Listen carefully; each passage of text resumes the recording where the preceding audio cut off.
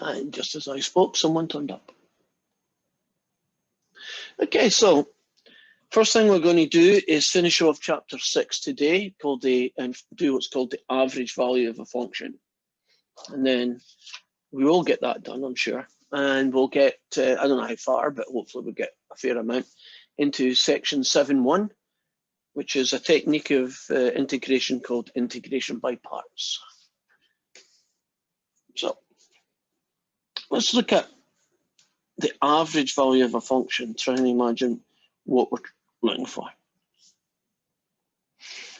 I want you to imagine that we've got a function starting x equals an. It finishes up here at x equals bn. The function is y equals f of x. The average value of a function, and the usual notation is f, AVE for short for average, is essentially the average height of the function from A to B. So if you imagine at this point the height might be quite low, it might be 5, and then it gets down to about 1, and then it climbs up to maybe 15, and then it goes down to 13. So the average value of the function is essentially what the average height of the function is. You get a kind of visual idea of what you're calculating, right? Starting A and finishing at B. And the good news is that for the vast majority, 3/4 of the questions in this section, you're going to use one formula. And it's this one.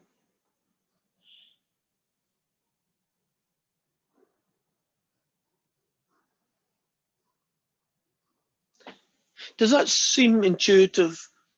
Yeah, that makes sense, right? You find the entire area under the curve, which is essentially what this is, and you divide it by that distance. Think of it like a big rectangle, width and height. Well, you know the width, B minus A, and the average height. Well, if you find the whole area, that pretty much does it. So this is the formula that you're going to use, and you will be, I hope, glad to hear that for many of the questions, simply don't you just find an integral like you've been doing for ages? It's not even an integral, between two functions, although you could get that version, right? It's just a single function, 1 over B minus A. Okay. So let's start with a version of question 1 then. Let's suppose that we have a function, 3x squared plus 2x, and we start at -1 and we finish at 4. So basically that's A and that's B, right? When you see this notation, it's interval notation. The x values are from here to here, and we're being asked to find what the average value of this function from x equals -1 to 4. It's essentially how it works. Well, you got a formula, and it's going to be 1 over B minus A, the integral from A to B of f of x dx. So it's going to be 1 over 4, take away A, the integral from -1 to 4 of 3x squared plus 2x dx. In a lot of ways, isn't this just find an integral and then multiply it by 1 over B minus A? Isn't that all you're doing as far as the process goes, right? Finding this integral with that guy. 4 take away -1 is 5, so you'll get a fifth. Power rule. Add 1 to the power, divide by new power. Add 1 to the power, divide by the new power. Evaluated at -1 and at 4. So you can get 4 cubed plus 4 squared. Take away -1 cubed plus -1 squared. What would that look like? Let's see. 4, 16, 64. Add 16. That's -1, but that's +1, so basically 0. So you got that and that, which is 80, divided by 5. And there's your answer. The average value of that function is 16. So if you sketch that function from, say, x equals -1 to x equals 4, it might look something like this.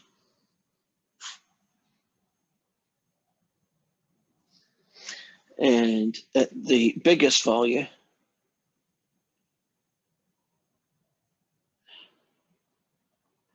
it might be 56, just there.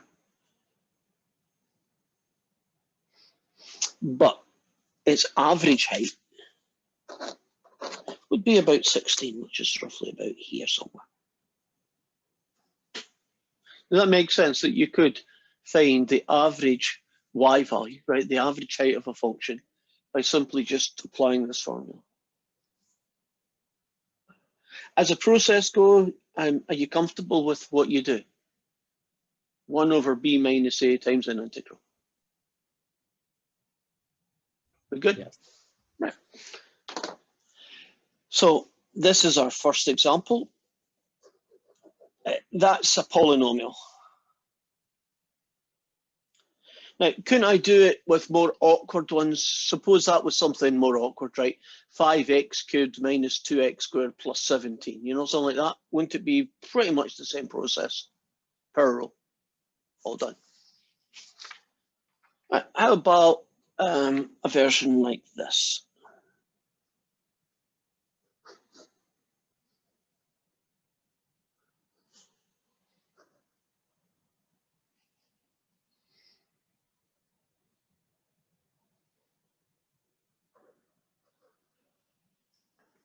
The average value of this function from 0 to 8. If you wanted to sketch this function, it'd be pretty boring. And it would look something like that. And at 8, oh, that's interesting. At 8, the height would be 8. So I'm pretty sure the right answer is somewhere between 0 and 8. If you were a gambling person, wouldn't you probably think it's somewhere about there? Maybe a bit further up. Let's see what it really is. The average value of this function then is 1 over b minus a, the integral from a to b of the function. There's your a, there should be. 1 over 8 take away 0.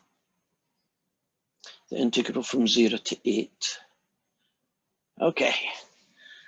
I know this says the cube root of x, but if I'm going to integrate that, that's probably not the version that I would use.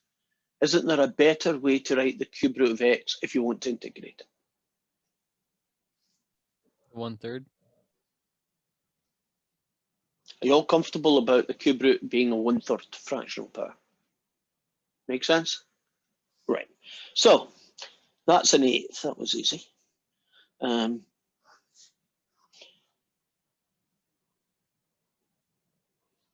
Actually, you don't need anywhere near as much space, but here goes.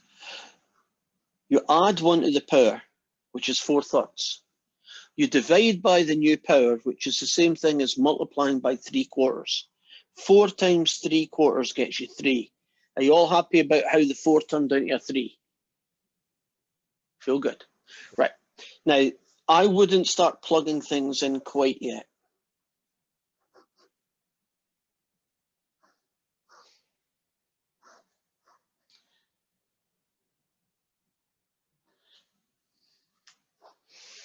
Four-thirds can be written as the cube root of x all to the power of 4. It can also be written as the cube root of x to the 4. But I'm going to do the cube root and raise it to the power of 4 because I'm pretty sure that's going to be a nicer answer. It's going to be the cube root of 8 raised to the power of 4. Take away, well, cube root of nothing's nothing, so let's take away a whole lot of nothings. Cube root of 8. Anybody know what that number is in your head? 2. right? And 2 to the power of 4 is 2, 4, 8, 16. So basically what you get is 3 times 16, 1/8 of 48, and you get 6. Yeah. So the average value of this function is 6. So actually it's a bit more than 4. The real average is a bit higher, it's about there. I think that makes sense. Do you know how the curve goes up and then it levels off? Isn't there quite a lot of it that is 8 or very close to 8? And from 0 up to that point, it's much steeper. So, you know, there's a lot of changes on the way up. So it's not that surprising to be 6. If I got the answer 82, if you look at this function, is it pretty obvious that the average value of the function couldn't be 82?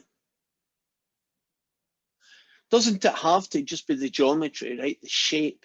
Doesn't it have to be somewhere between 0 and 8? I mean, it starts at 0 and it finishes at 8. It's got to be somewhere in that range. So if you come up with a number that looks a kind of bit wonky to you, I don't like the looks of that, plug the thing into Desmos, have a quick look at it, and then say, okay, I guess it could be 42. The function actually gets big, a lot bigger than I thought it was going to get. Or, nah, there's something not right, and check it out. The average value of a function. Also, this one here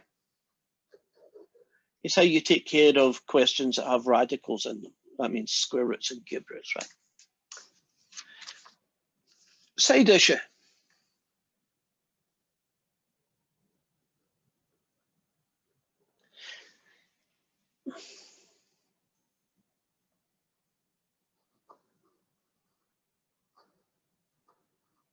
Is it possible for me to find the average value of a function and get the answer 0? Could that happen? I think yes. One more time. I think it can. Let me show you an example of it happening then. You recognize the sine function? Well, if I took the average value from 0 to 2 pi, won't this plus guy be exactly compensated with that? In other words, won't the integral from 0 to 2 pi be 0? So won't the average value therefore be 0? Is it? So that's possible. It can happen. Is it possible to get an average value that's negative? Is 0 considered a positive number? Probably It's not really. It's considered neither or both, depending on which textbook you read. Okay. It's neither, really, in my opinion. It's got no sign. That's the best way to look at it. But what about negative? Could you get a negative average value? Yes. You could. I mean, this would be an example of a negative one.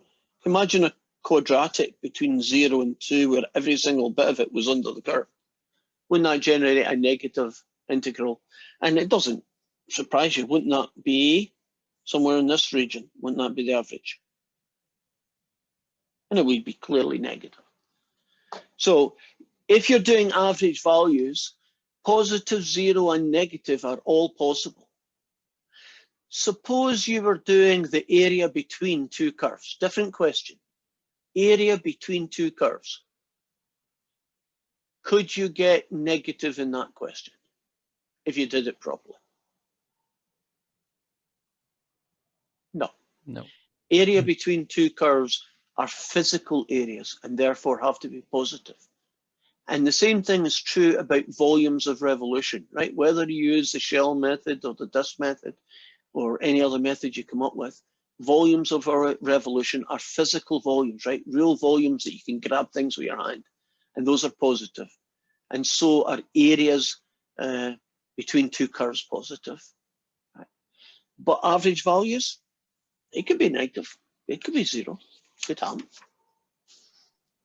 Okay, let's do a sneakier one than that. Let's do this fella.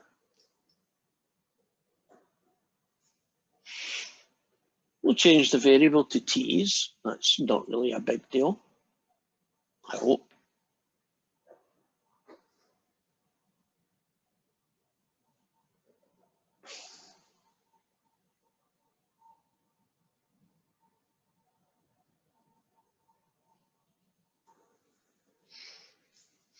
I want the average value of this function between 2 and 3.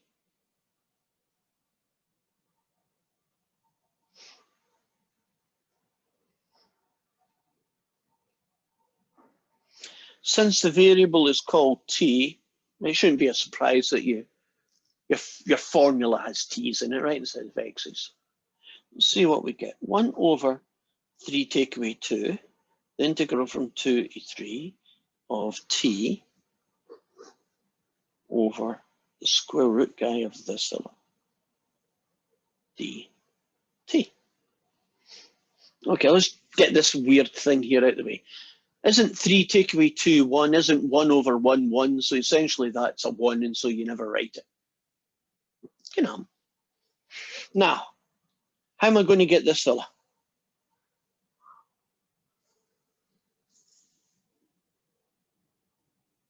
What method do you use to integrate that? U sub? Agreed. Now the next question is, what U sub? 4 plus t squared. This would, I think this would count under one of the more obvious U subs, right? Some U subs are kind of more obvious than others. This one would qualify, I would say. So you then differentiate with respect to t, and you get this guy. You do the crossover, and then you isolate the dt. Right? Pretty standard process, agreed? That's how you do your subs. And so average value then is, I'm not going to write 1, nobody would. It's going to be the integral t square root of u times 1 over 2t du. And the good news is, don't the t's cancel, which is kind of what you're hoping for. And now I've got this fella. Right, this is basically a half, so I'm going to write it down as a half.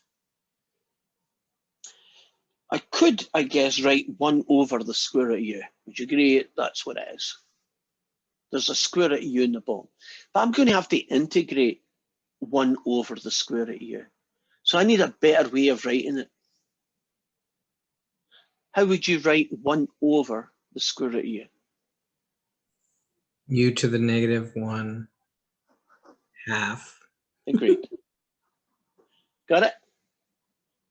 Right. I think we must have seen that at least once somewhere, right? That's the kind of thing that happens quite frequently. Now, continuing, add 1 to the power.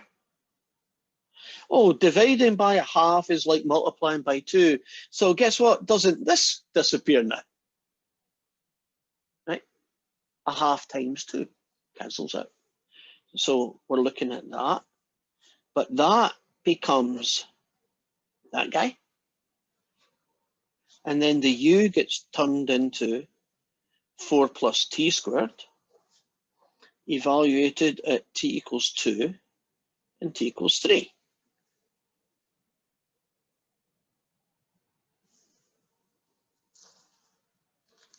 Now, do you notice that when you do a u sub, you don't write the limits of integration while you're dealing with the u's?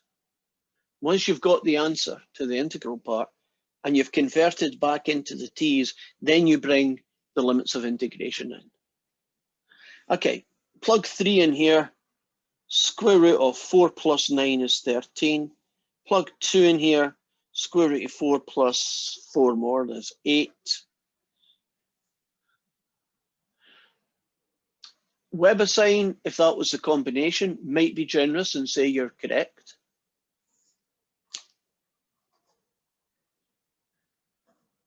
But then again, it might want you to do that. technically speaking, isn't that style points nicer than this? And so it's a minor thing. You know, you've got the right answer, but it doesn't quite match what they want. You got 3 shots, so, you know. Well, first thing I do if it says wrong is I just check this in case, you know, I lost a sign or I lost a fraction or whatever. If that seems fine and it still doesn't like that, then I'd look at either or both of these to see if they turn into something.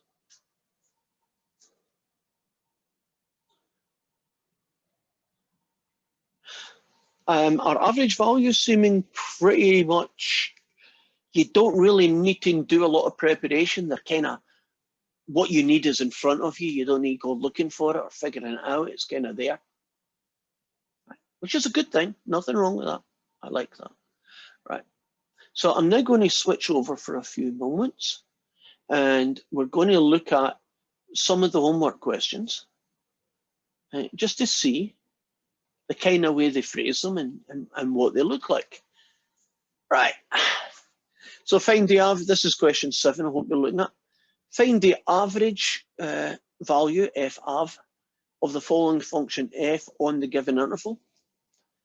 Here's your function. Here's your interval. Only question I've got to ask. What method will I use to integrate e to the power of sine t times cosine t? What method would I use to integrate that?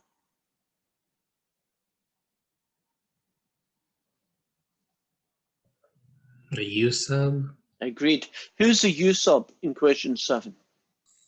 sine of t. Right. The more u subs you do, they're never going to go away. Trust me, you're going to see u subs to the end of this class, right? They're going to pop in now and again, but they're always going to be floating around somewhere. So, you know, get good at them, right? That's why we spent so much time doing the little darlings, right? Because it's a good skill to be good at. Right. Same question. What technique will we use in question 8?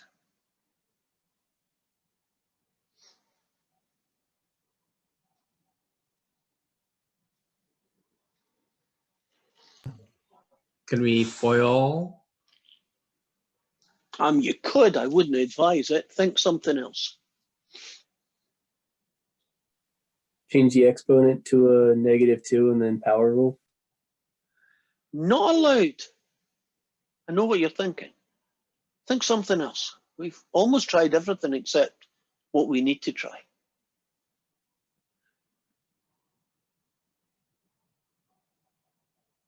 Does anyone see what that guy is?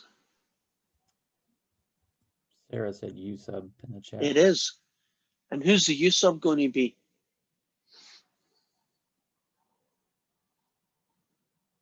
Denominator. All of it or just the x cubed plus 5?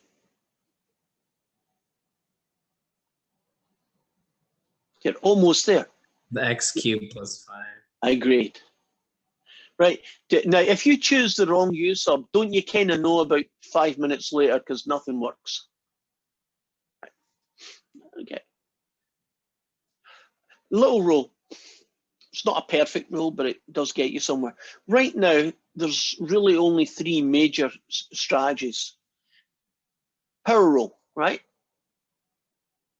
Add 1 to the power, divide by new power. That takes care of a lot of situations. Even weird ones like 1 over the square root of x. Technically, doesn't that become a power rule eventually? Second method are standard integrals, right? You just know that what the integral of sine t is, or what, you know, 1 over x squared plus 1 is, those kind of things. And the third one is u subs. If the guy that you're looking at, for want of a better word, is big, ugly, and or weird, you're probably looking at a u sub right now. So question 9, big, ugly, and it looks kind of weird. It's a u sub. Now the problem is what u sub works, because there's 2 choices. Well, I guess there's 3 choices, but only one is really a good one. What u sub in question 9?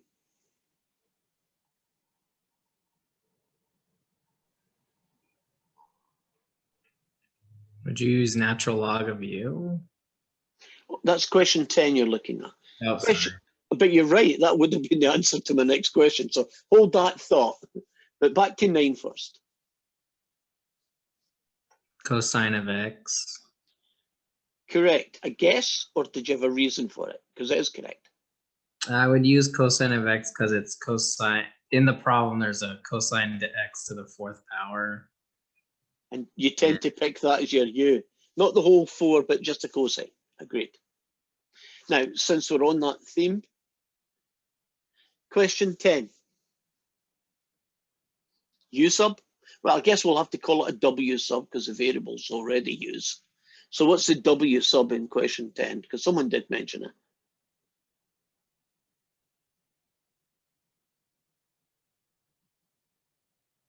ln of u. ln of u. Right. Now, I don't have time to go over each one of those 4 examples, but I'll go back to the first one. I'll scroll through them, and basically you just tell me which one of the 4 you would like to see done, right? Question 7 had the e to the sine x in it. Question 8 had this ugly fraction with the x cubed plus 5 squared in it. Question 9 had the trig one with the cosines and sines in it. And question 10 had a log unit. Which one of those 4 would you like me to do?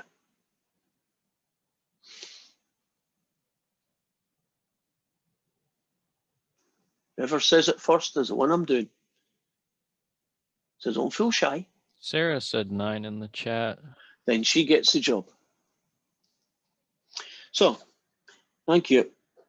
I don't really get to see the chat much because of all the windows I've got on, so it's actually helpful if somebody asks a question in chat, if a person who can see it can tell me it, or in this case,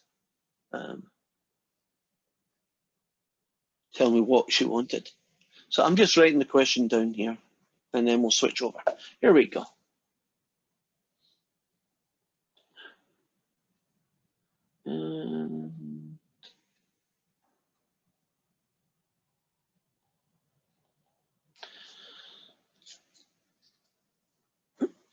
The average value will be called, have, HV. It'll be 1 over b minus a, so that's pi take away 0. Okay.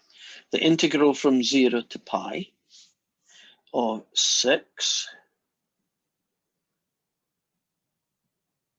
I'm going to write it slightly differently. I'm going to write it like that. You know, when we write a little 4 there, it's the same thing as this. The reason I'm doing this is I hope to make the u sub a little bit more obvious. I'm going to use cosine x as my u sub. So when I differentiate with respect to x, almost did a mistake there. I stopped myself in time. What's the derivative of cosine x? Negative sign.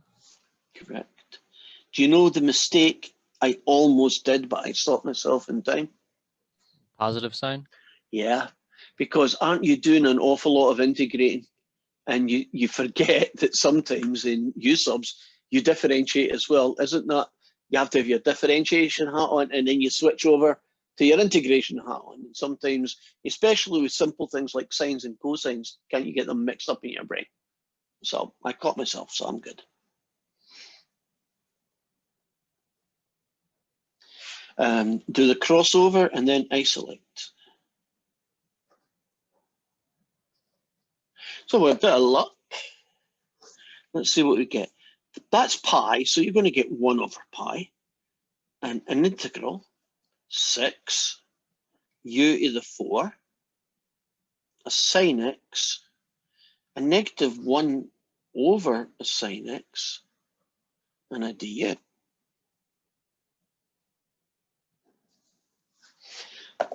Good news, they cancel. And we are now looking at that guy. which is not a difficult guy. Isn't this a power rule? I thought it just came to me here. I think it's true. See, when you do U subs, don't you very often end up with something that involves a power rule? I'm not saying it happens all the time, but I think it happens more often than it doesn't. And this is one of them. So add 1 to the power and divide by the new power. Okay, I've got 1 over pi, this weird, ugly looking thing here, u to the 5. If I put these together, you get -6 over 5 pi. And the u to the 5 will get converted into a cosine. And now I can put in from x equals 0 to x equals pi.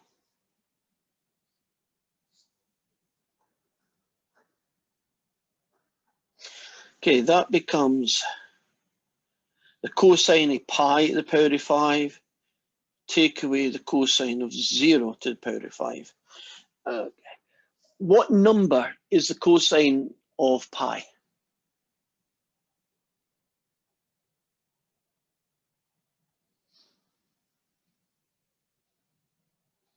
-1. Okay, and isn't -1 to the power of 5 still -1? What number is the cosine of 0? 1. And 1 to the 5 is still 1, so you're going to take away 1. So what I end up with here is -6 over 5 pi times -2, which is +12 over 5 pi, and there is our average value. 12 over 5 pi. I didn't say it was pretty, but it's the answer.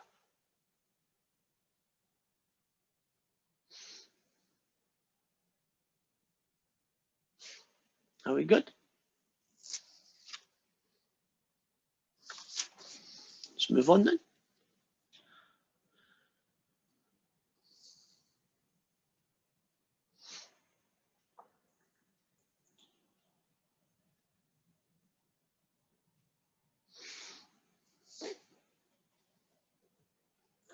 This is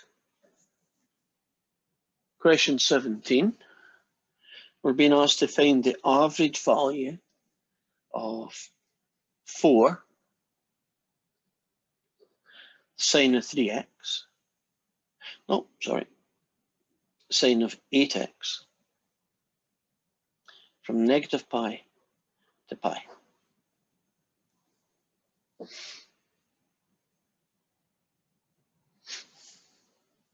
So the average value is 1 over pi take away -pi. The integral from -pi to pi, 4 sine 8x, that's f of x, dx. That becomes 2 pi. Okay, I do not need to make my life that difficult. I guess technically, couldn't I do a u sub of 8x and get the answer in 5 minutes?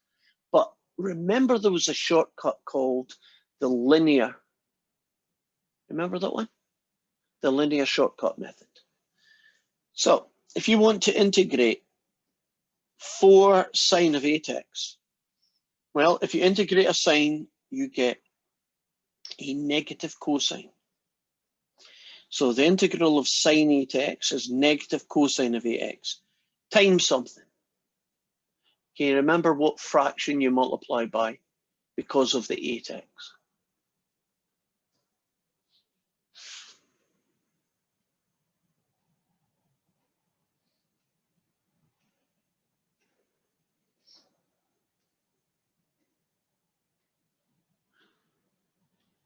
Can you remember e to the 2x got you e to the 2x times a half? That kind of thing. Times, I'm going to tell you if you don't, come on. It's in there somewhere. You wanna guess 1 over 8? Yes, 1/8. Good. Okay, this is messy. I've got fractions and things floating all over the place. 4.5, 4 times 1/8 gets you half, but then there's a negative.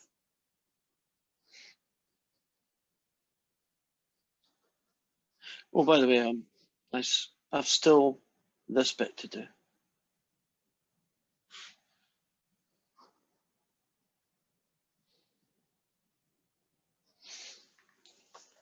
Okay. Couldn't I pull this -1/2 out and just get rid, just to make this simpler to do?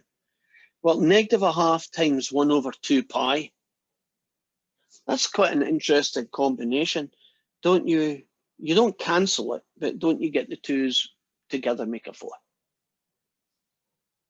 Okay. It's up to you whether you feel what I just did is worth doing. Okay, here we go. I want the cosine of 8 pi. Take away the cosine of -8 pi. Oh.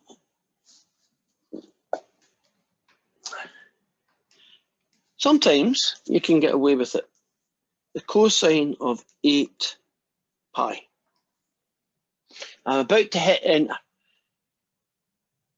It could be 1, it could be 0, or it could be -1. Would you agree it's probably one of those 3 numbers?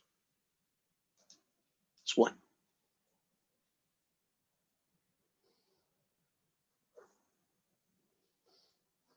Okay, I'm now about to find the cosine of -8 pi. Any gamblers amongst us? What do you think that might be?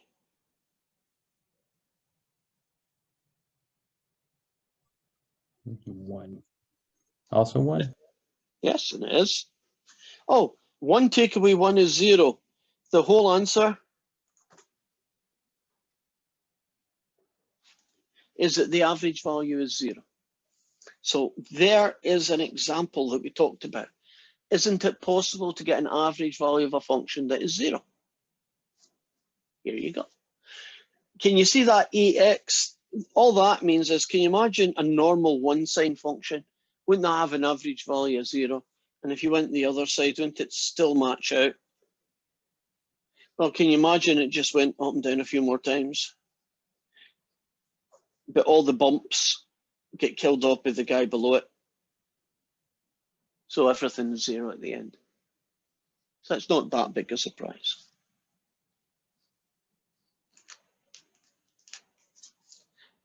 We okay with that one? So I guess we're adding another list to things that we can integrate. Power rule. Done then. U-subs. Standard integrals and the linear shortcut method. Okay, I think we're...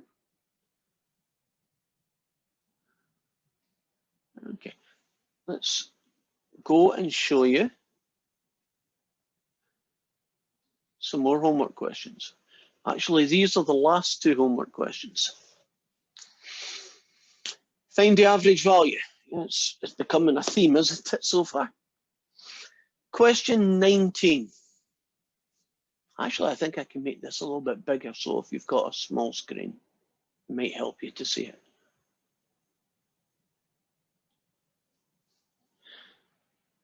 What is the integral of 11 secant squared? Don't worry about the theta over 6, but just 11 secant squared.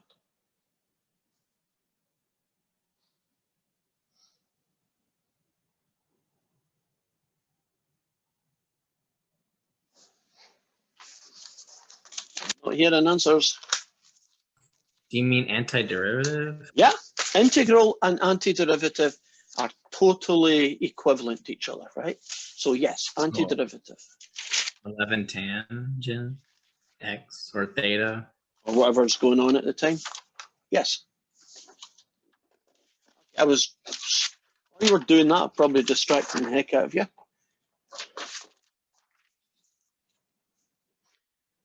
Oh, I'm going to show you what I've got here in a minute.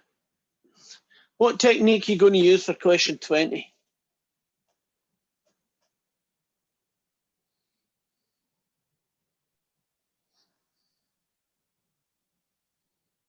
U sub. Correct. What U sub would you use? Negative t. Negative t squared. Correct. And it would work nice.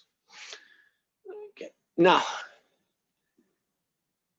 no, it's the evening, and I can totally understand it because my brain is like fudge sometimes more than others. But we're going to spend a few minutes looking at guys we should know the integrals for. These are called standard integrals. Power rule, won't tell you about that one. Antiderivative of 1 over x. Just shout it out. Antiderivative, or integral, as I prefer to say from time to time, 1 over x. Natural log of Good. x plus. You're getting a freebie here. E to the x. Right, if we were in class, I'd be throwing things at anybody who didn't know that one, right? I know I'm not allowed to, but sometimes I do it anyway. Okay. Sine x. Negative cosine x, Oh, you're on a roll. Cosine. sine of x, Secant squared x. Somebody else. Secant squared x. Tangent of x. Right, that's question 19. Oh God, that'll be a killer. Secant tan. Secant of x. Oh, you nailed it. Well done. 1 over 1 plus x squared. Somebody else. 1 over Inverse x squared tangent plus plus c. inverse tan. That weird looking thing, the 1 over square root guy.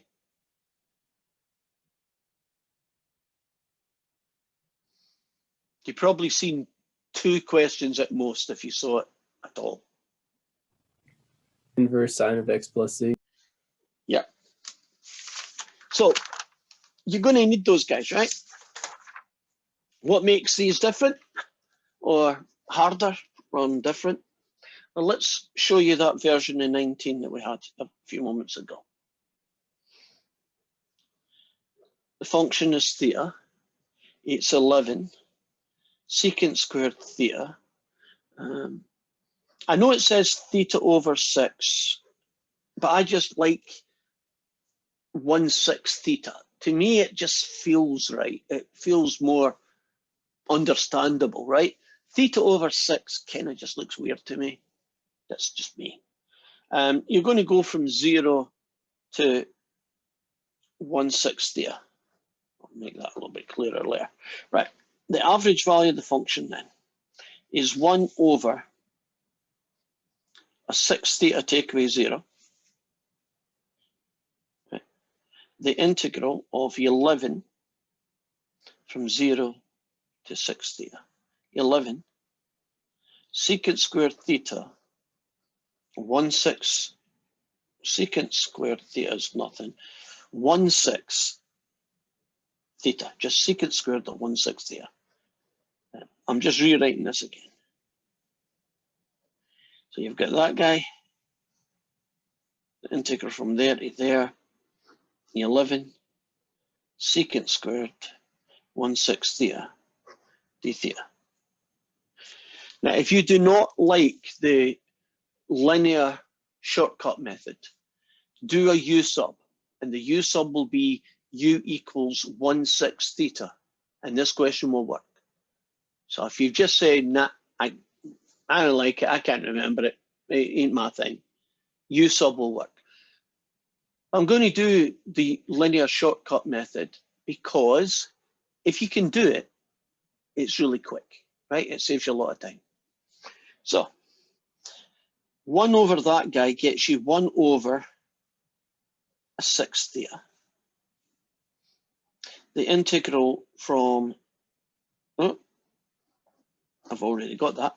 I got an 11, that's fine. Now, from my antiderivative, right, my integral table, isn't the secant squared the tan? So according to the linear shortcut method, you will get the tan of 1/6 theta times. If that was 2 theta, wouldn't you get 1/2. If it was 10 theta, you get 1/10. Bit messy, but what will 1/6 theta get you?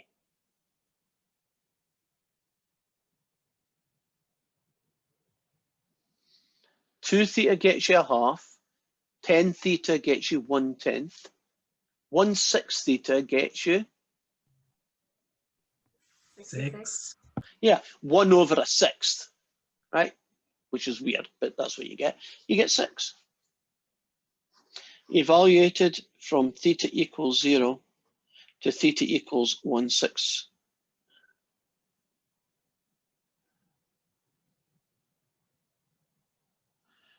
That should be a pi. There we go. Caught it in time. Oh, what does 1/6 get you? What's the reciprocal of a 1/6? 6. Yeah.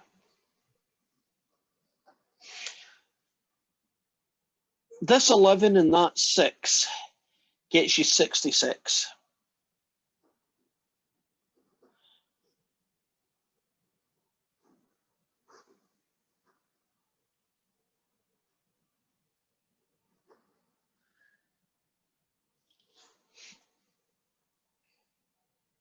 And theta equals 0, I guess. Okay, here we go.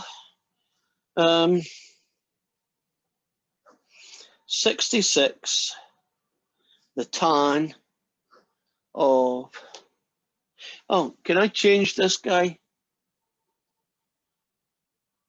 to 3/2 pi?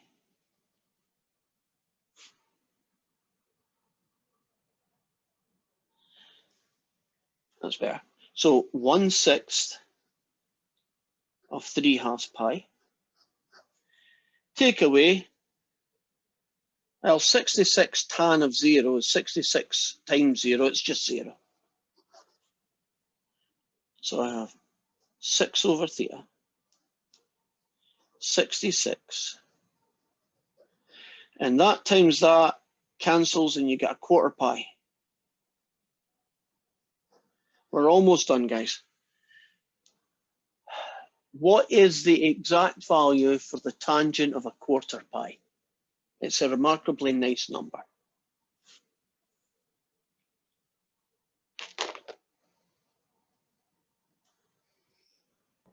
One. Correct. Let's show you. 1/4, we'll do pi divided by 4. Yeah. Sometimes you get lucky, right? The calculator gives you a nice answer. Okay, so that basically means 6/theta times 66, which I'm just going to go 66 times 6. And 396/pi. We are finished. The average value of the function is 396/pi. At least my version is. Are we cool?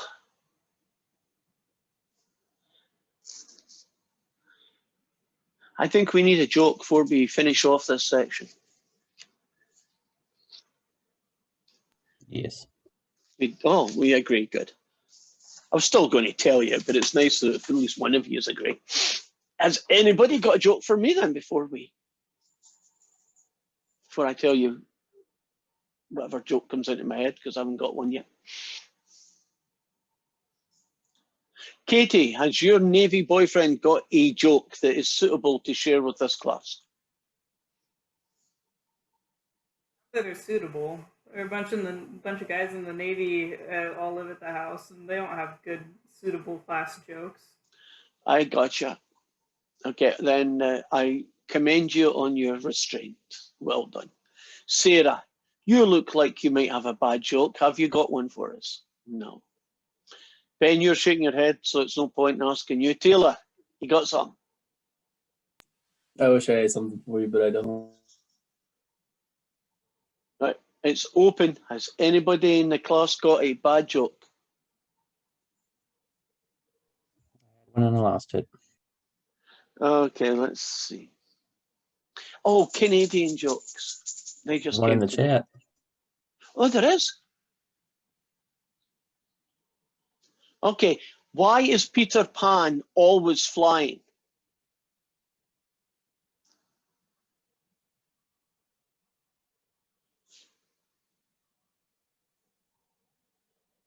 It's because he never lands.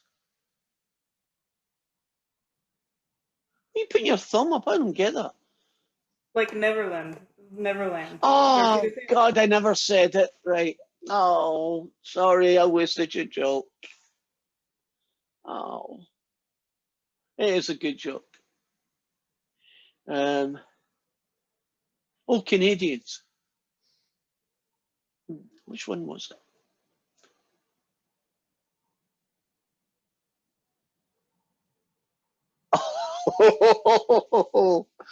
If you can't read this one, it was, I told this joke to a group of my buddies once, but they didn't get it.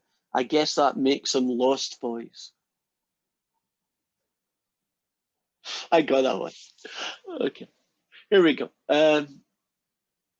Canadian was walking down the street with a crate of beer on his shoulder. And he's walking down the street of his hometown, and across the road he sees his friend and he waves at him, and his friend waves back. And his friend looks at him for a minute and says, "What's that you've got on your shoulder?" And he goes, "Oh, it's a crate of beer for the wife." And his friend said, "Oh, that was a good swap."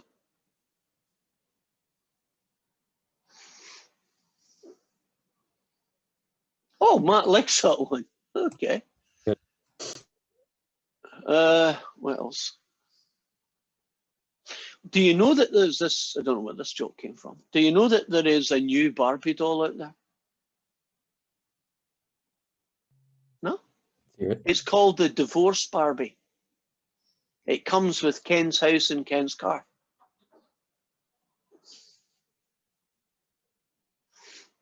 Poor Ken. Oh, Lyra gets that one. Well done. One more, and then we'll get back to it. I need a few moments to get my brain settled as well. Oh, do you know how Canada got its name? Canada used to not be called Canada. It never had a name. It was just called that country to the north of America. Well, the Prime Minister was getting fed up with this, so he goes on the television and everybody in Canada's watching. He says, "Look, we've got to get a name for our country. We can't just keep going with no name." So I've decided the quick way we're going to do it, I've got a big bag of letters of the alphabet, and I'm just going to pick them out at random. And whatever letters come out, that's going to spell our country. And he goes in and he picks out and he says C, A, N, A, D, A.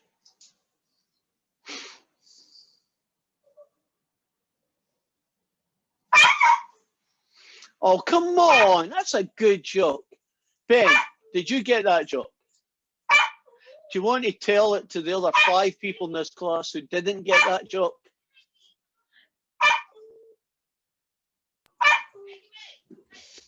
Maggie? That's Maggie making a bark. Oh, come here. Here. Come here. Come on. I just showed him. There she is.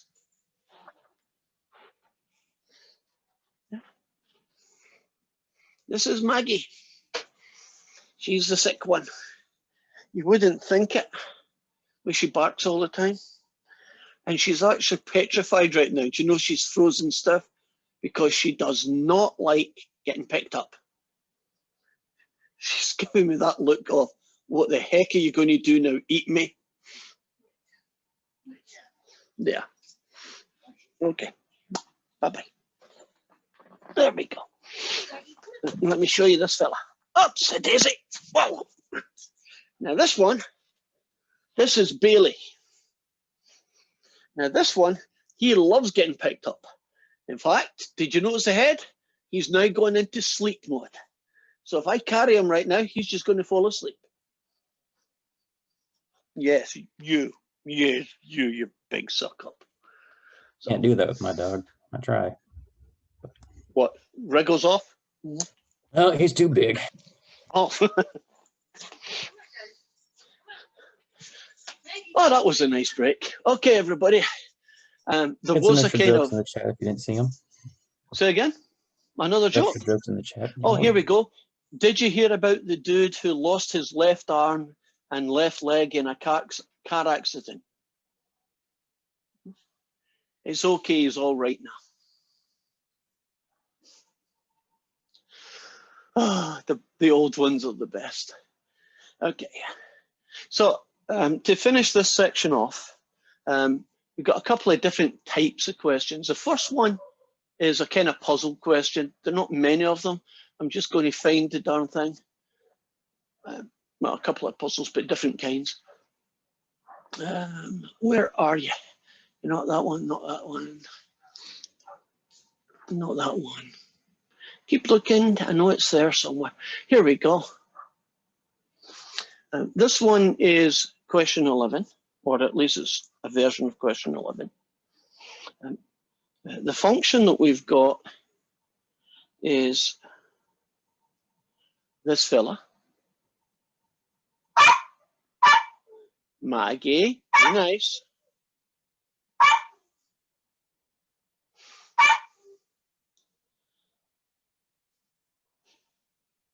Maggie, go on, say hi to Mum. Go on. Okay, so Come on, let's go.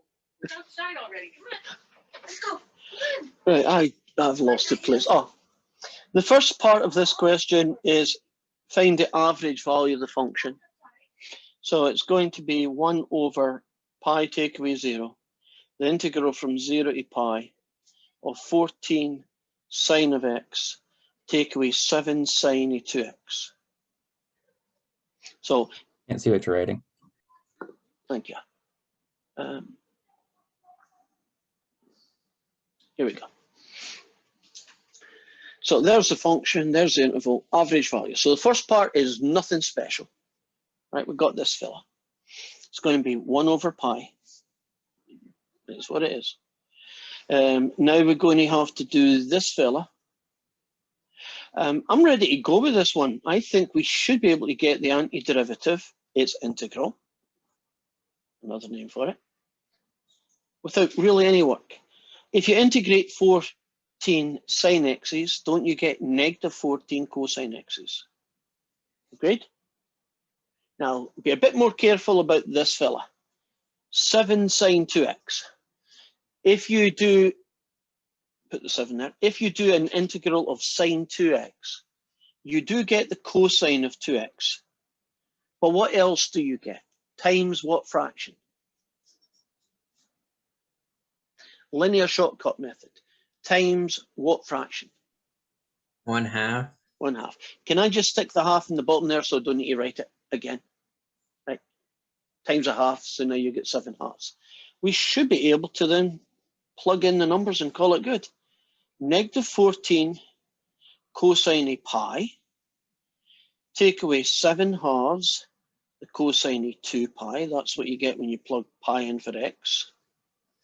Take away negative 14, the cosine of 0, negative 7 over 2, the cosine of 2 zeros, which is still 0.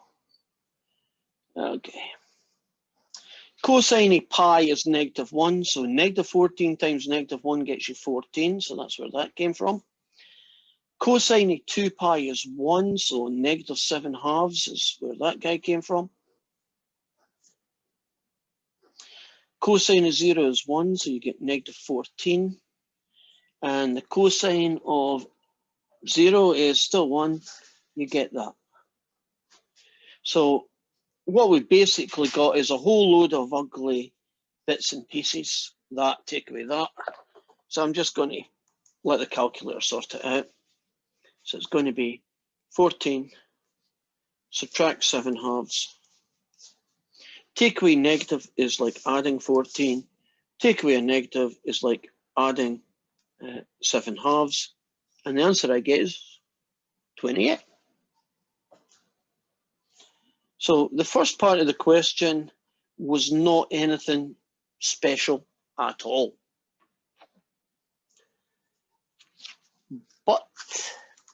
The next bit is part B.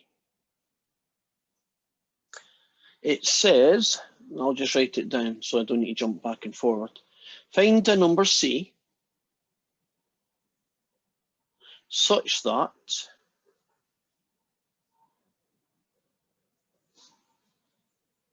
the average value is the same as f of C.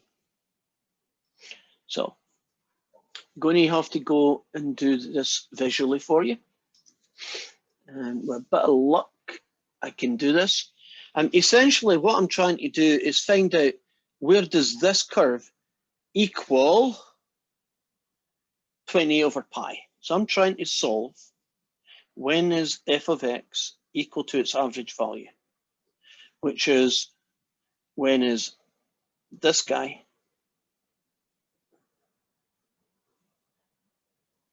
that. And it's not going to be done algebraically because it's just not possible to do it that way. And they want the answer to 3 decimal places, which is kind of a clue that you can't do it by algebra. Sorry, I can't see it again.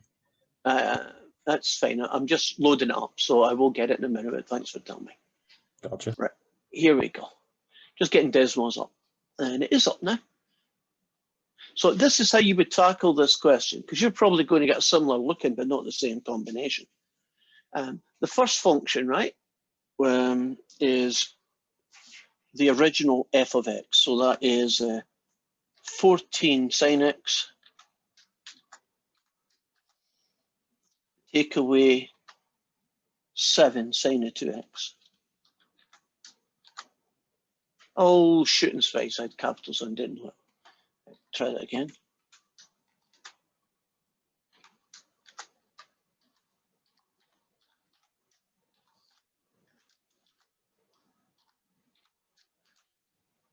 Okay, which, I don't know what that's doing there. Make it a little guy. There we go. Yeah. Looks like that. I don't know, it's a kind of like a sound wave you might get if you were doing some kind of weird hum.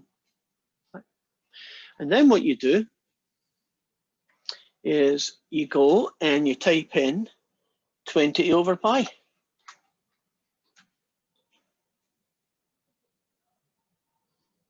I know you're in here somewhere. Oh, there you are. And oh. Now, where is 20 over pi? Why can't I find it? Okay. Like an Let's- x equals or a y equals? It'll be a y equals, that's what's wrong. There you go. Do you see the blue line? Now, I'm only interested in 0 to pi. So if I go up here, I could do x goes 0, and here I can put in pi. There we go. So if as I've got everything we need, I guess I could shift it down a little bit if you want to see the top of the curve. But essentially, can you see that there are 2 places, that place there and that place there? Do you see the 2? And we're interested in the x coordinate of that point, right? The value of x where that works. And it looks like it's 1.3933.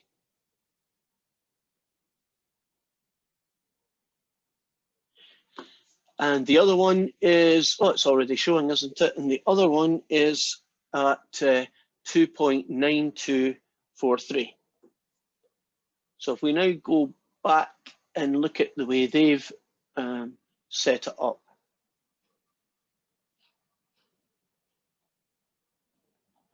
They don't call them X, they call them C. And there's 2 of them. And they call one of them the small c and the other one the large c. And there, that's what part B looks like. Do you see how you would approach it? So if someone gave you a function and you found its average, couldn't you type in the original function and then y equals the average value?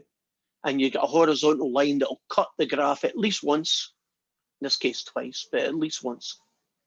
And you'll write down who the magic number is.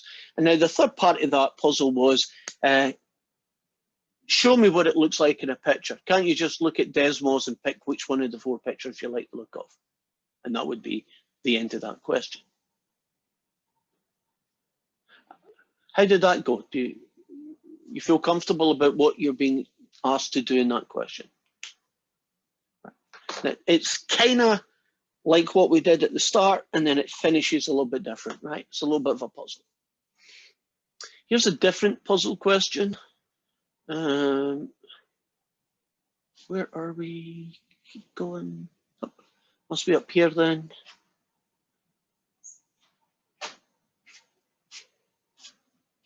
Right, this is a question 12.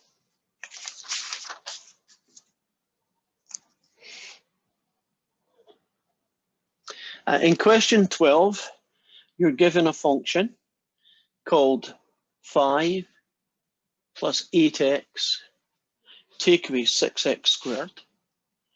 And it's on an interval from 0 to b, and you're told that the average value of the function is 6. And basically, you've been asked to find b. Not only you've been asked to find b, but there's 2 possible values of b. There's going to be a small one, and then there's going to be a large one. So that's our puzzle.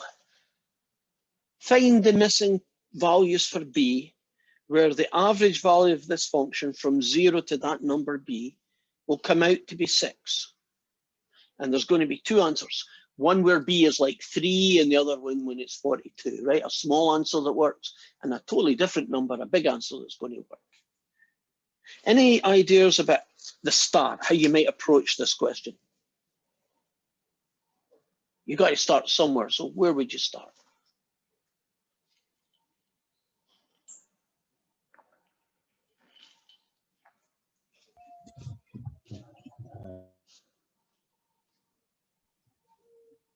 It's like, I don't know. Yeah, I don't know. Finding the integral. Okay, so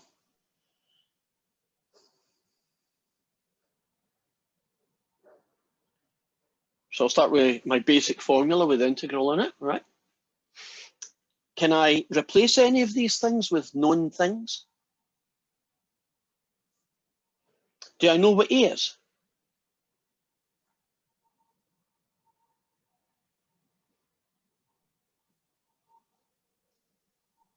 Is I that really a- don't know.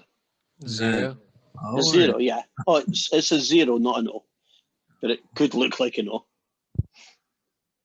And I know who f of x is. In fact, I know everything about f of x. So we're trying to think outside the box there, taking something that we're comfortable with and kind of turning it on its head. It's a bit like, hey, I'll tell you the answer. You go and figure out who the question is, you know, kind of working in a different direction. So b minus a becomes b minus 0, which is just what, 1 over b. I'm going to integrate this thing. I'm going to integrate it from 0 to b, right? So I'm going to do what I would have done if b had been 42. 5 antiderivative, 8x, add 1 to power, x cubed, divide by the new power, you get that guy. It's going to be 1 over b, 5b plus 4b squared, take away 2b cubed, because when you replace x with b, that's what you get. And you replace x with zeros, you get a whole load of zeros. If you distribute this, you get 5 plus 4b, take away 2b squared. What do we know the average value of the function is equal to? They told us, didn't they? So this is what the average value of the function looks like, but isn't it also 6? So I could put 6 here. Any ideas where I'm going next?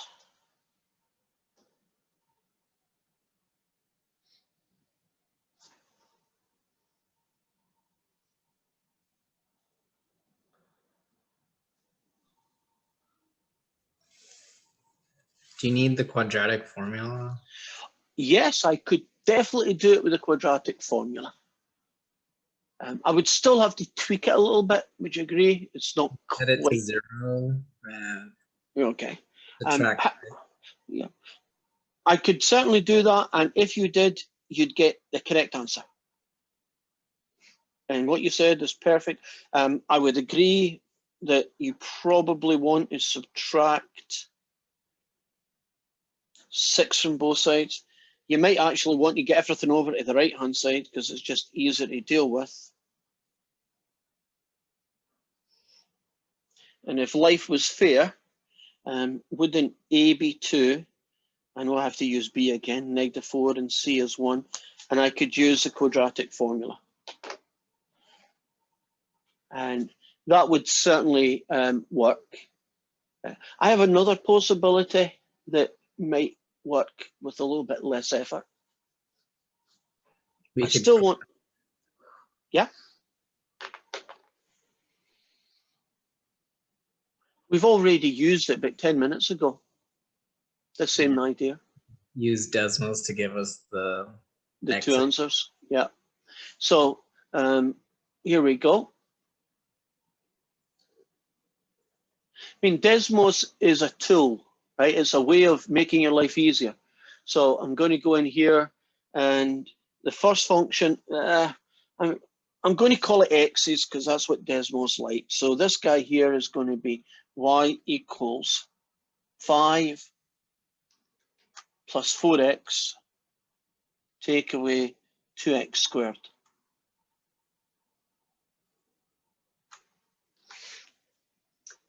Oops, what the heck did I hit there? There we go. And then the second one, this time I'll remember, is y equals 6.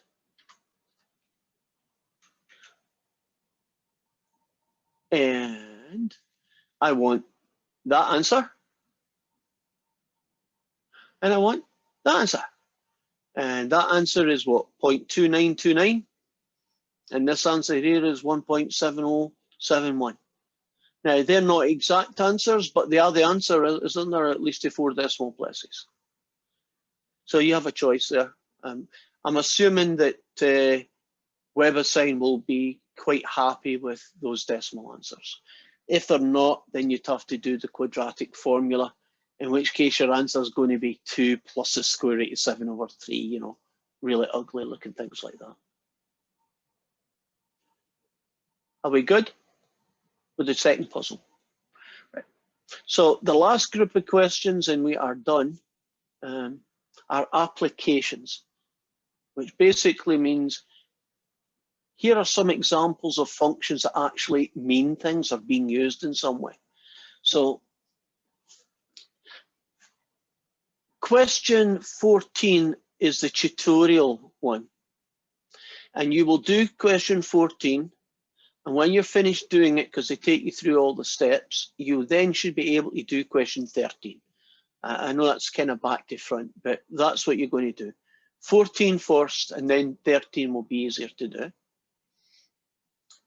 And I'm going to do 15 and 16, or at least set them up. And we will be finished this section. So let's do 15. So a linear density rho is a rod 5 meters long, is 11 over the square root of x add 4. So I'm going to call it rho of x, although you can't see it, I'm telling you what I've got. And it's 11 over the square root of x add 4. Now, since the rod is 5 meters long, the interval is from 0 to 5. So basically, it's find the average value. It's just a little bit weird looking. That's the function. 0 to the end of the rod, 0 to 5. So rho, it's actually spelled R-H-O, what's the Greek letter, but you pronounce it as if it was the word rho. Right. So rho of x. The average value of rho is 1 over b minus a, the integral from a to b of rho of x dx. So do you know if you put an f here, here, and here, wouldn't that just be a normal question? Okay, it's got a Greek letter, rho, but it's really like f of x. It's not any different in mathematics, at least. 5 take away 0, 0 to 5, and there we are. We gotta get this ugly guy. That is not that easy to do.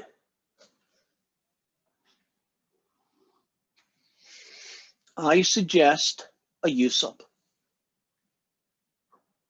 Technically speaking, I could have done the linear shortcut method, but I think the linear shortcut method would cause more problems than help.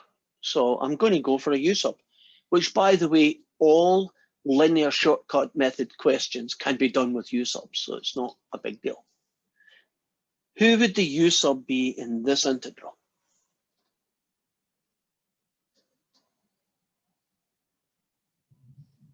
X plus 4.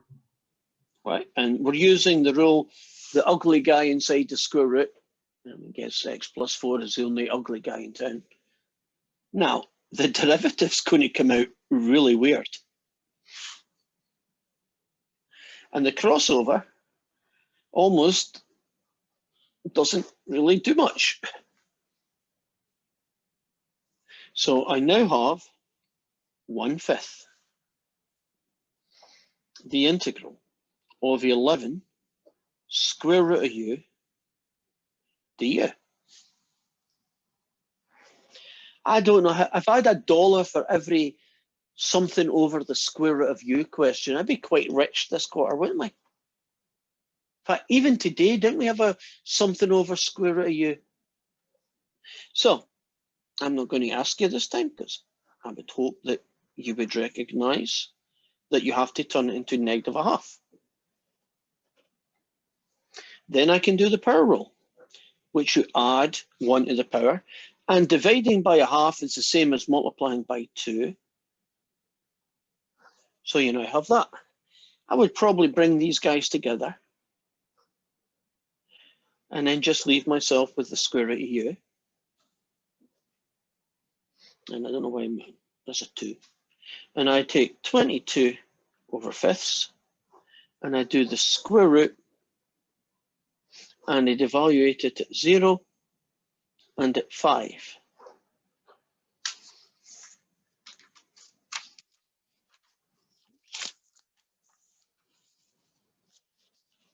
So what do we get? We get 22/5.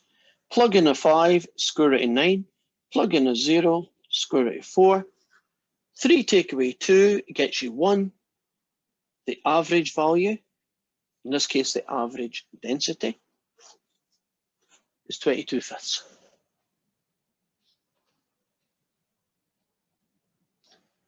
So I just gave you a context. It was still find an average value, right? And you still do all the usual things. It just had a context to it. And in this case, the context was that the function was called a density function, and it was from 0 to 5. And we were being asked to find its average. And the last one, which I won't take anywhere near as far as this one, is 16. And the population at a given time t, where t is in years, is given by 2560 e to the power of 0.017185 t. Whenever you see really ugly numbers, it makes me think, oh, this is real life questions.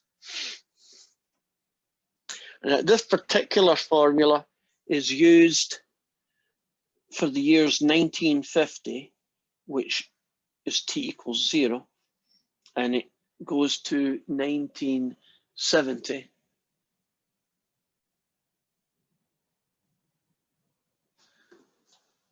Let me just check something.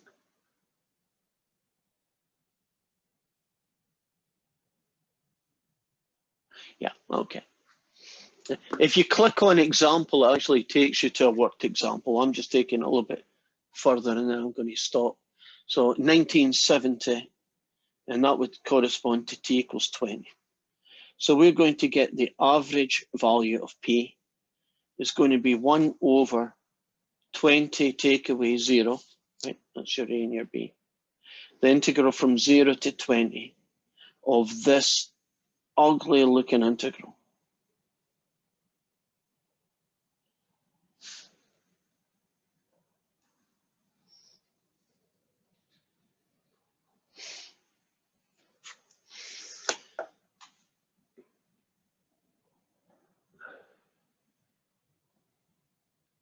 We need to figure out one last piece of the puzzle.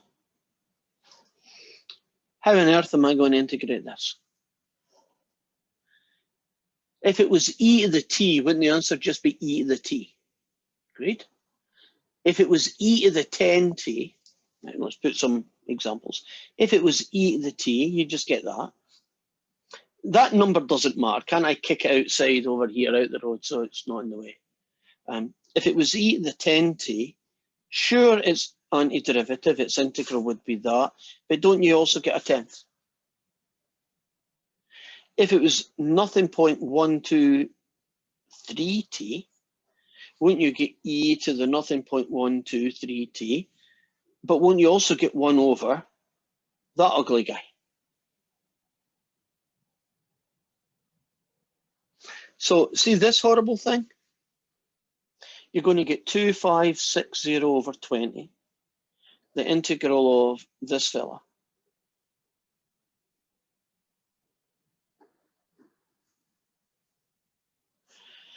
That cancels, that goes into there, and you get 100, what'd you get for 5? 128 then. This fella is e to the 0.017185t and a 1 over 0.017185t, evaluated at 0 to 20. And good luck. That's just going to be ridiculously ugly numbers in your calculator, isn't it? Don't even try and make them pretty. Just do what you need to do. And they want the answer to the nearest whole number. Or is it the nearest million? Yeah. Yeah, the nearest whole number. Whole numbers in this question mean millions. So 42 would mean 42 million. Okay, hopefully that's enough help to do that particular question. And we are finished that section.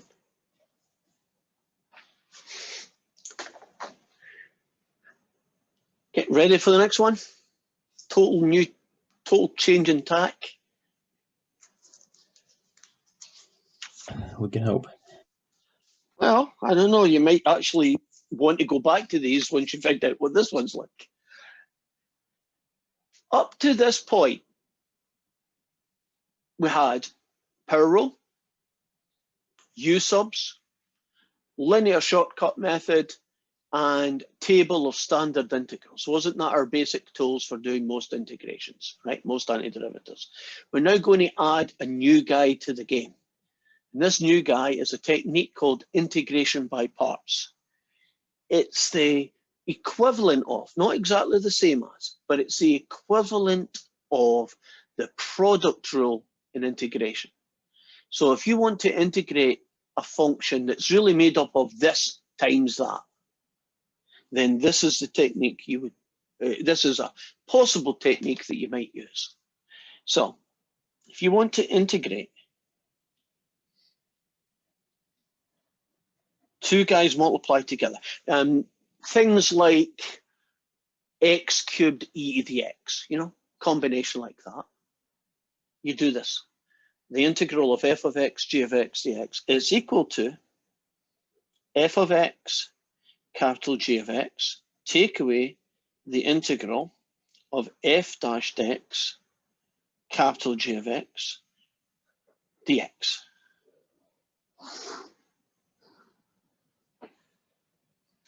Where capital G of x is the antiderivative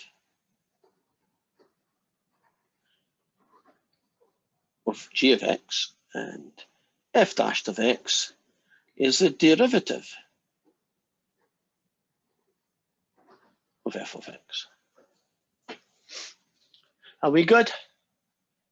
So I'm just giving you a formula. You know, like the product rule. Isn't the product rule in differentiation a formula, right?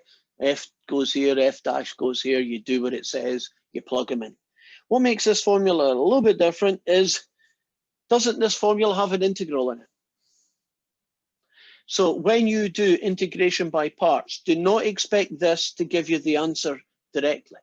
What this does is it takes your guy and it turns them into something else, and that something else is simpler. And eventually, and the word here is eventually, you'll get the final answer. So here is a very simple example of this being used.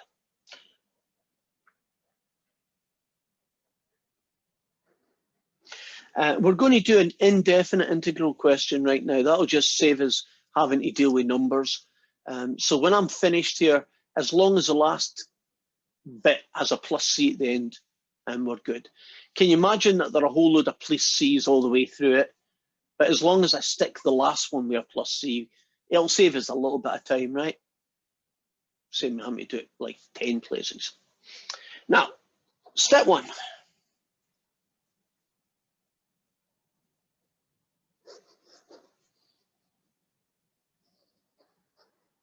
Identify who is going to be f of x and who's going to be g of x. Now, in Calc 1, it didn't matter, right? You make the first guy f times you make the second guy g, and everything works. And if you wanted to write them the other way around, it would make no difference. You'd still get the right answer. But that was in differentiation. In integration, who is f and who is g isn't always the first guy is f and the second guy is g.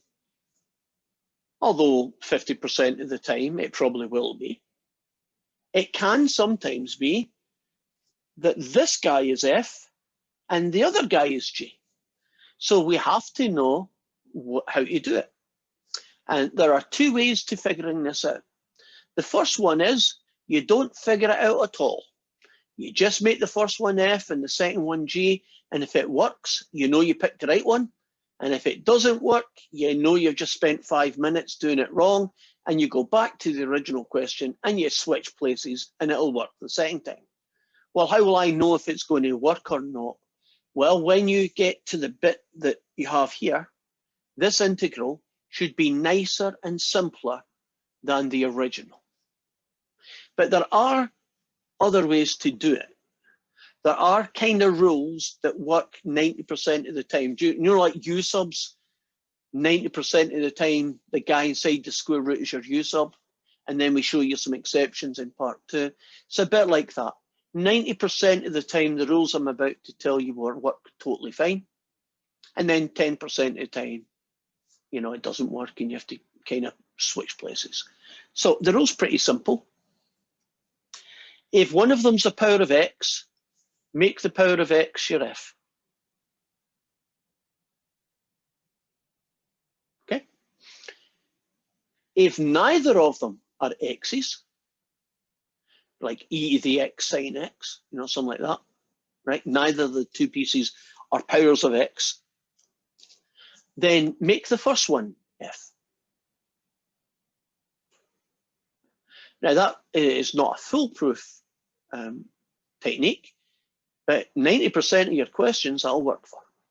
So in this case, won't f of x be x, and g of x will be sine x.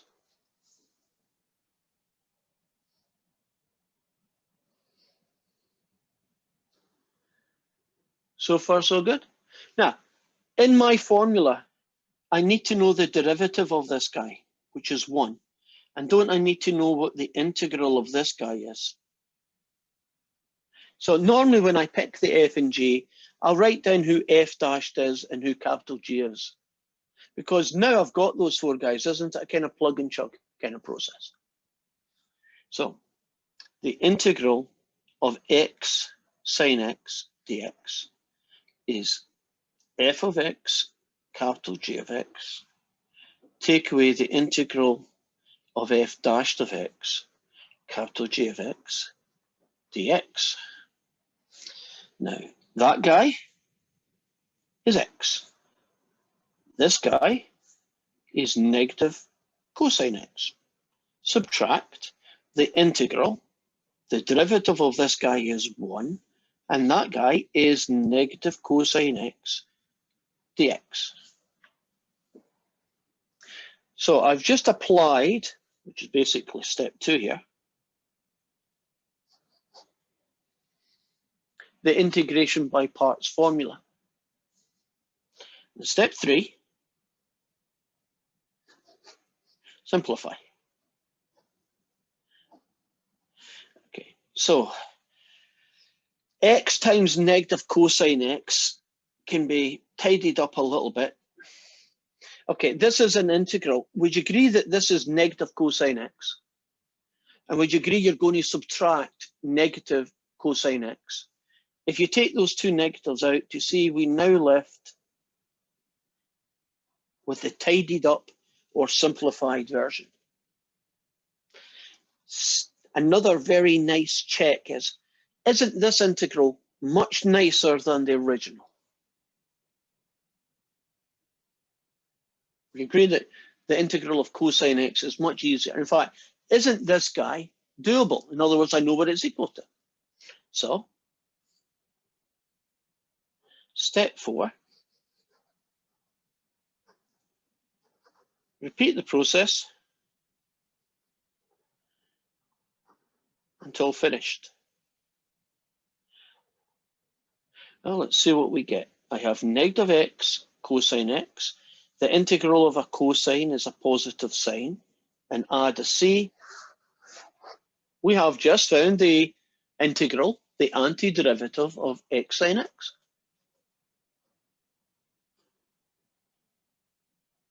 Kind of cool? We now can find integrals. Now you might think, well, I could do that another way. Trust me, you'd be wrong. There is not a U sub in the world that will get you out of trouble. You agree? There's not a U sub in the world that would work for that. Now, here's a different question. Looks very similar. X sine of x squared dx. Would a U sub work in this world? Yeah. And wouldn't the U sub be x squared? Would a U sub work in this world? Nope. So you're lucky in the sense that every single question in 7.1 is going to be integration by parts. So you don't need to make up that decision, but can you imagine in the future, you may have this integral or that one. And isn't the techniques quite different from each other, how you will solve them? So you got to know when a U sub is the right way to go and when integration by parts is. Now this thing here, repeat process until finished. Let me show you a question where you have to do that. I would like 4x squared e to the 2x dx. I want to know that guy's integral. He's not a U sub. The only obvious U sub would be 2x, and that doesn't help. So in my step 1, won't f of x be 4x squared? Great. And g of x will be e to the 2x. So f dashed of x is going to be e to x. And capital G of x. Okay, what do you get if you integrate e to the 2x? You don't just get e to the 2x, do you? It's a linear shortcut method. You get e to the 2x times something. 1/2. Do you see how quick it is if you use that? If you don't, won't you have to take a piece of scratch paper and do a little use up? I mean, eventually you'll get the answer, but that's just less work. So step 2 is coming up now. So this fella is going to be an f of x, capital G, take away the integral of f dashed of x, capital G, dx. F of x is this piece. Capital G of x is this piece. Take away the integral, f dashed, and capital G again. And step 3 is make it look pretty. Right, that times that times that times that. The 2.5 cancel out, or 2 and the 4 cancel out, and you've got that guy. Minus. That and that gets me 4, and I've got this guy. So that's step 3 there. Step 4. Repeat the process until finished. Do you know how you get the integral of that? Not directly. Isn't this integration by parts again? So you can imagine that some of these integration by parts questions could take a little bit of time. Well, let's go for it. I'll put a little invisible line here and focus on just this guy for a little while, right? So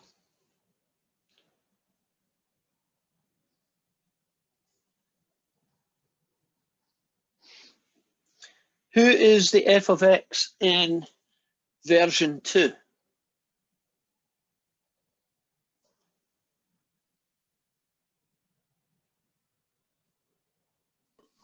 Just use 4x. Great. And then e to the 2x again. So the derivative is 4, and capital G of x is the same guy as before.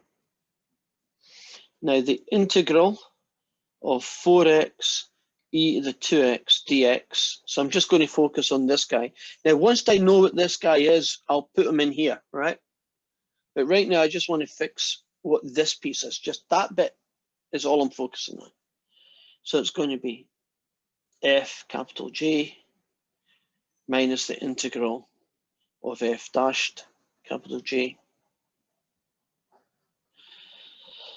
Okay, you got a 4x with this guy. Take away the integral of f dashed of x, that's 4, times capital G of x, which is this guy. Make it look pretty.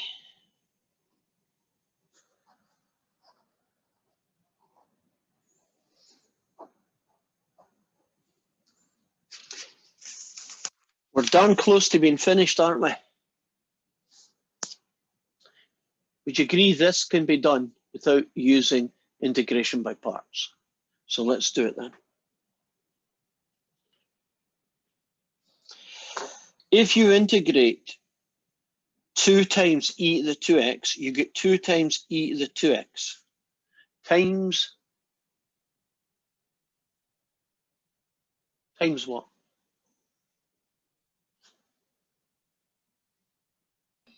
Sarah said 1/2. Sarah is right.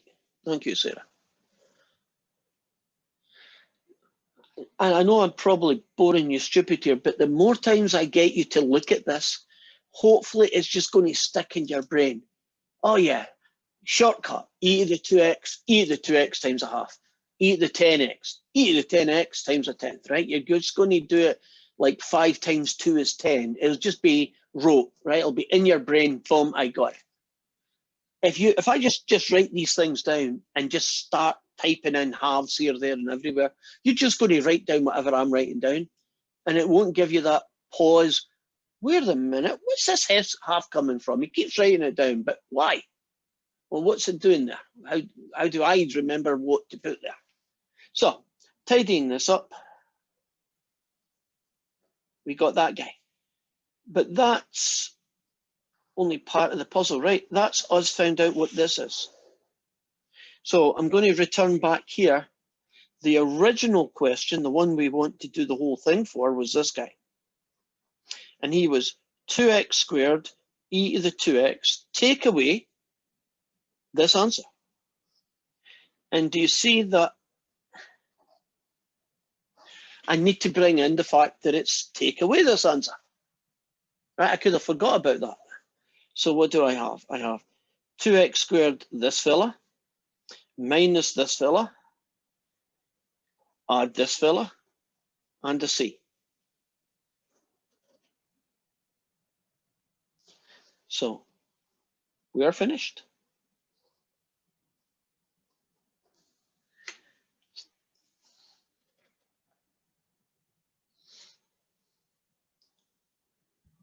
Can you move it up just a little bit?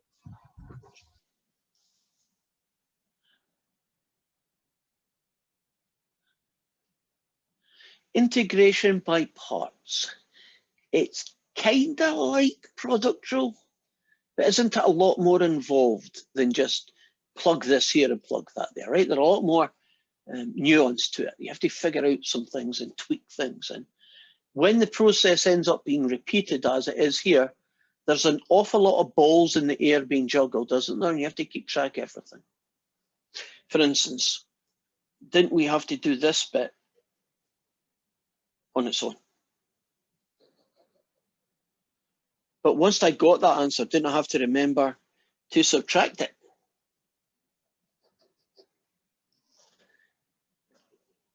So easy to lose little halves here or pluses that should be negatives there. A lot to keep there. Now, I know you're all fresh after 2 hours or almost 2 hours, so you're getting one to try. Do you want an easy one or do you want an average one?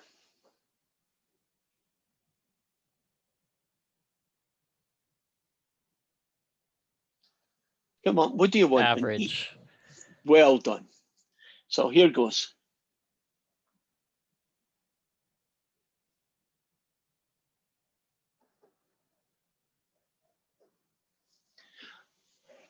Find that integral, right? Find that antiderivative. I'm going to give you, what's that, 3.5 minutes.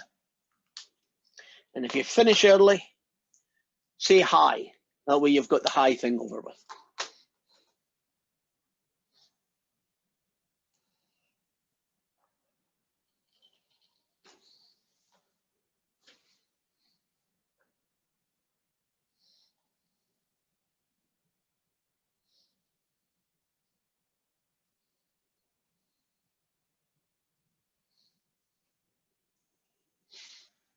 If you wanted to know, the easy version would have been 2x sine x.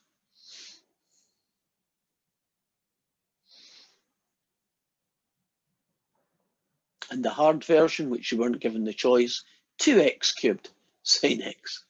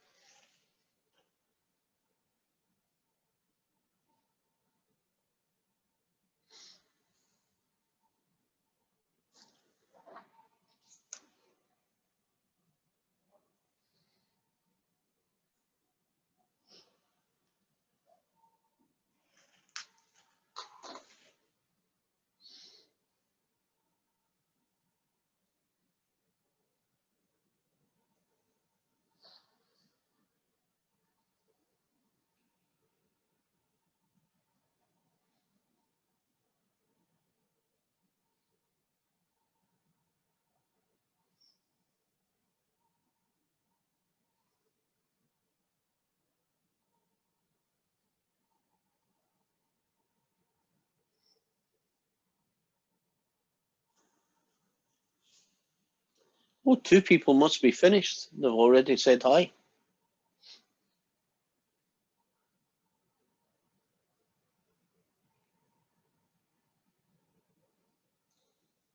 I'll show off. 3 more people said hi.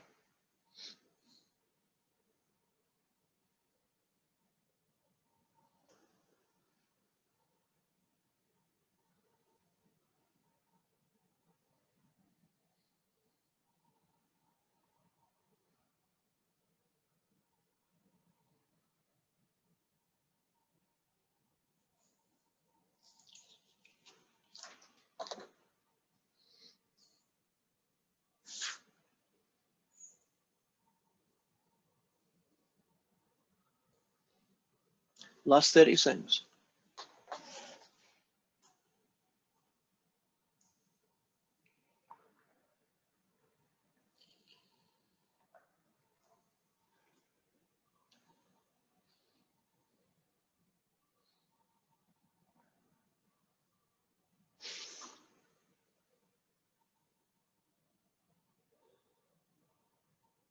Okay, let's get started.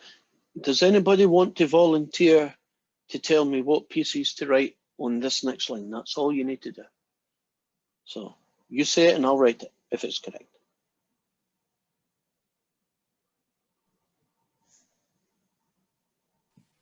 Oh, 2x squared like, Okay, 2x squared, that's good. times the negative cosine of x minus the integral of 4x minus cosine of x times the negative cosine of x.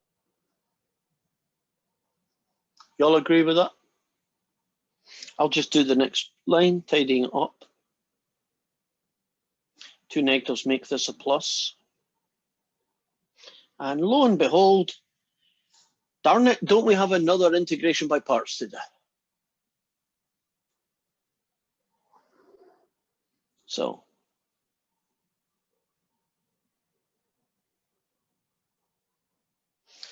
in this case, the f of x will be that guy. The g of x will be this fella.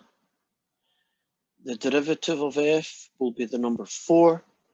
And the antiderivative of g will be positive sine x.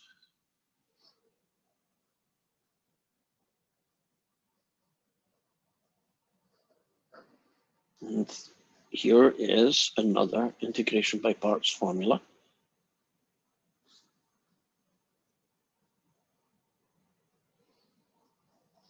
Okay, anybody want to have a shot at telling me the pieces that I write down this time?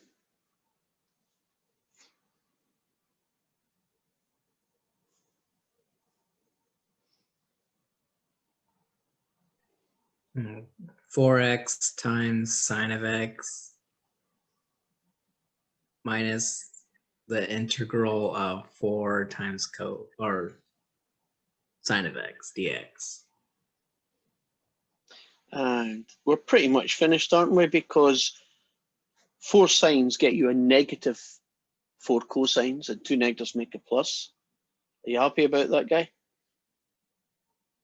Right, up here then, you have negative 2x squared cosine x plus all of that.